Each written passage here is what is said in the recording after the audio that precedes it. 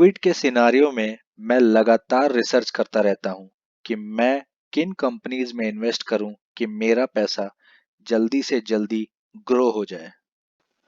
और रिसर्च करते करते मेरे दिमाग में एक आइडिया आया और मैंने सोचा कि मैं आप सबके साथ इसे शेयर करूं। हो सकता है मैं सही भी हूं या हो सकता है मैं गलत भी हूं, लेकिन ये जज करना आपका काम है।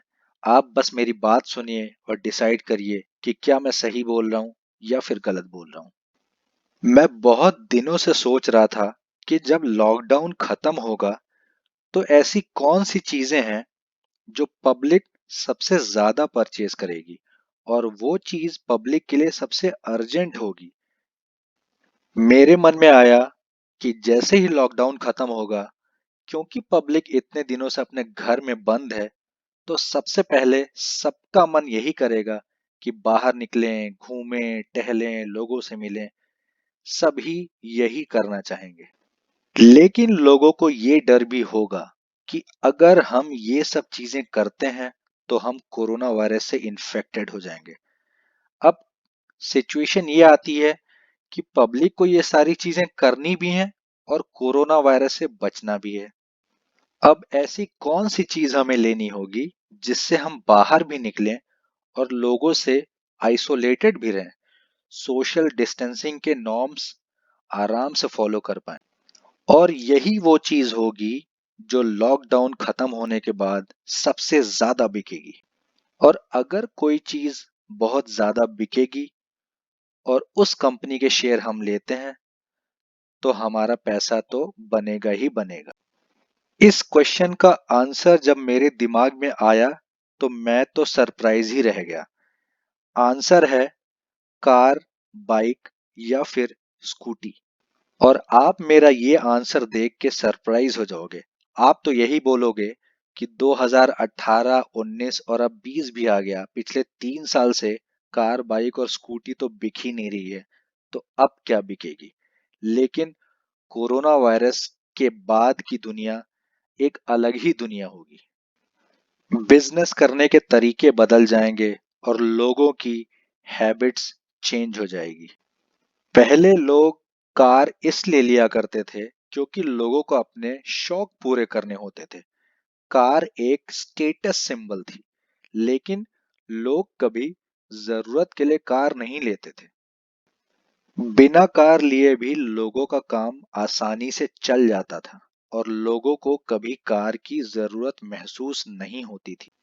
कितने लोग ऐसे थे जो कार ले भी सकते थे लेकिन तो भी नहीं लेते थे और ये बोलते थे कि अरे कार की तो मुझे उतनी जरूरत है नहीं, फिर क्या लूं, क्यों फालतू में अपना पैसा वहां पे फंसाऊं। लेकिन कोविड के बाद की दुनिया ऐसी होगी कि कार आपके लिए लग्जरी और डिजायर नहीं, बल्कि आपके लिए नीड होगी। आपको कार चाहिए ही चाहिए होगी, क्योंकि कार से आपकी जिंदगी बचेगी, आपके परिवार की जिंदगी बचेगी। जैसा कि मोदी जी ने बोला था, जान है तो जहान है। इसी कॉन्सेप्ट को लेके सारे ही लोग कार खरीदेंगे, क्योंकि सब पहले अपनी जिंदगी बचाएंगे। जिंदगी बचेगी तो सब कुछ रहेगा। और जिंदगी कार से बचेगी क्योंकि कार में बैठ के जब भी आप बाहर जाएंगे तो आप बाहर के लोगों से आइसोलेटेड रहेंगे। और ये आइडिया मेरे दिमाग में तब क्लिक हुआ जब मुझसे बहुत लोगों ने बोला कि यार, मुझे वापस से ऑफिस बुलाया जा रहा है, लेकिन मैं ऑफिस तभी जाऊंगा जब पहले मैं कार खरीद लूंगा। कार खरीद लूंगा तो सेफ्टी रहेगी, सेफ्टी रहेगी तो ऑफिस ज्वाइन करूंगा फिर। कोविड के बाद कार, बाइक या फिर स्कूटी डायमंड के तरह ही हो जाएगी। जैसे डायमंड को हम लोग मानते हैं प्यार का सिंबल, वैसे कार, बाइक और स्कूटी भी प्यार का सिंबल हो जाएगी।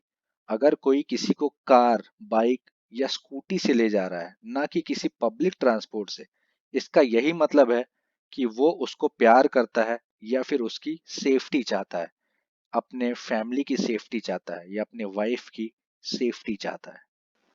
लॉकडाउन के टाइम पे एक न्यूज आई थी कि जर्मनी में एक शादी हो रही थी जिसमें दूल्हा दुल्हन तो बाहर शादी कर रहे थे, लेकिन जो लोग इनवाइटेड थे वो अपनी कार में ही बैठे हुए थे फैमिली के साथ। और कार का हॉर्न बजा के या फिर विंडो से अपना हाथ निकाल के ही सेलिब्रेट कर रहे थे। कोविड के बाद ऑटोमोबाइल कंपनीज को नए कस्टमर्स मिलेंगे।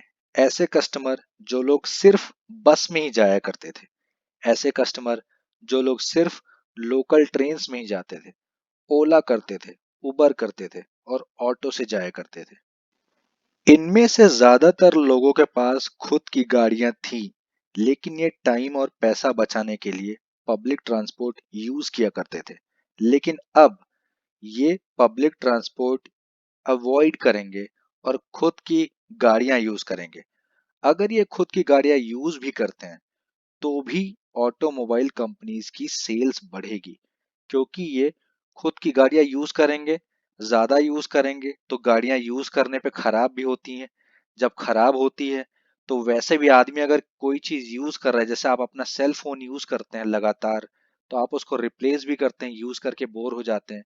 तो सेम वो चीज होगी, इस चीज से भी ऑटोमोबाइल कंपनीज की सेल्स बढ़ेगी।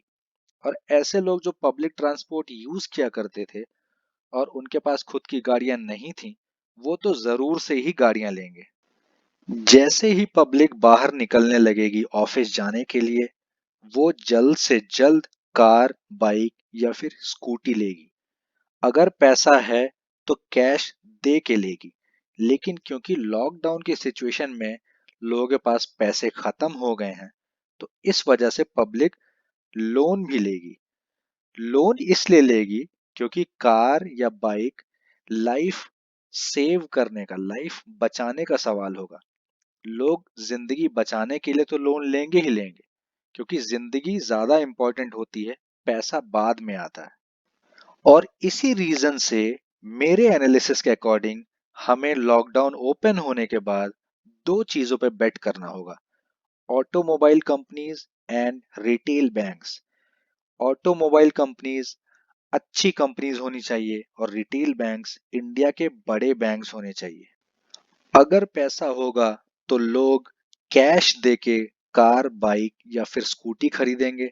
नहीं पैसा होगा तो लोन पे खरीदेंगे, लेकिन खरीदेंगे जरूर।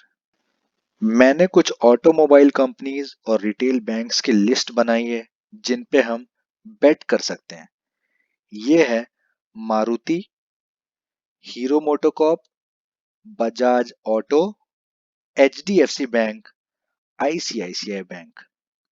अगर हम इन कंपनीज में बेट करते हैं और पैसा लगाते हैं तो आई थिंक 1 साल से 2 साल के बीच में हमारा पैसा डबल हो जाएगा। मैंने Maruti, hero MotoCorp, Bajaj auto limited इसलिए चुना है क्योंकि ये कंपनियां सस्ते दाम पे गाड़ियां प्रोवाइड करती हैं। क्योंकि गाड़ी एक नीड होगी तो लोग बहुत महंगी गाड़ी नहीं खरीदेंगे, बट लोगों को गाड़ियां चाहिए ही चाहिए होंगी। तो इसलिए ये तीन कंपनी एकदम बेस्ट है। और करेंटली ये तीन कंपनी इंडिया की बेस्ट ऑटोमोबाइल कंपनीज में भी आती हैं। तो अगर गाड़ियां बिकेंगी तो इन तीन कंपनियों की ही बिकेंगी और सबसे ज्यादा बिकेंगी। लेकिन मैंने इसमें स्कूटी की कंपनी इंक्लूड नहीं की है। अगर कोई स्कूटी पे बहुत ज्यादा बुलिश है तो वो टीवीएस के शेयर्स खरीद सकता है। और आप एचडीएफसी बैंक और आईसीआईसीआई बैंक के बारे में तो जानते ही हैं। ज्यादातर लोग जो बाइक और कार खरीदने के लिए लोन लेते हैं वो इन दो बैंक से ही लेते हैं। इसीलिए मैंने इन दो बैंक्स को इंक्लूड किया है। इन कंपनीज में पैसे लगाने से आपका पैसा डबल इसलिए होगा क्योंकि इन कंपनीज में ऑलरेडी पैनिक चल रहा था पिछले 3 साल से, और इन कंपनीज के शेयर के प्राइस आधे दाम पे अवेलेबल थे। आप देखिए, मारुति ने अपना हाई बनाया था 9700 का और करेंटली ये अवेलेबल है 5758 का। तो अभी इस प्राइस पे जो लेगा 10,000 तो होना ही होना है, उसके ऊपर जितना जाएगा वो तो जाएगा ही जाएगा। सेम आप हीरो मोटोकॉर्प का देखो, ये भी अपने आधे दाम पे ट्रेड कर रहा है, ये भी डबल हो जाएगा। बजाज ऑटो बहुत ज्यादा नीचे तो नहीं है लेकिन फिर भी ये भी डबल हो जाएगा। तो इन तीनों में जो पैसे हम लोग लगाएंगे वो पैसा आराम से 1 से 2 साल में डबल हो ही जाएगा, क्योंकि डिमांड आने ही वाली है। इन 3 कंपनीज को चूज करने का मेरा दूसरा रीजन ये भी है क्योंकि इनके ऊपर डेट ऑलमोस्ट नथिंग है। आप देखिए, मारुति का डेट ऑलमोस्ट जीरो जीरो है। हीरो मोटोकॉर्प 0.02, जो कि नथिंग। Bajaj auto zero. मतलब अगर आप इन कंपनीज में इन्वेस्टेड हो और बहुत ज्यादा प्रॉफिट नहीं भी बनता है तो भी आपका इन्वेस्टमेंट सेफ है। आप लॉस में तो कभी नहीं रहोगे, ये तो गारंटी है। और अगर प्रॉफिट बना तो 1 से 2 साल में डबल हो जाएगा पैसा। तो हर तरह से आपका फायदा ही फायदा है, नुकसान कुछ भी नहीं है। लेकिन फाइनली मैं यही बोलना चाहूंगा कि ऐसा नहीं कि मैं जो बोल रहा हूं वो आप मान लो। आप अपना दिमाग लगाओ, क्योंकि पैसा आपका है। इन्वेस्टमेंट आपको करना है। जो आपको सही लगे वही आप करो। इसी के साथ मैं ये वीडियो समाप्त करता हूँ। I hope you liked my video. Thank you for watching this video. Bye bye.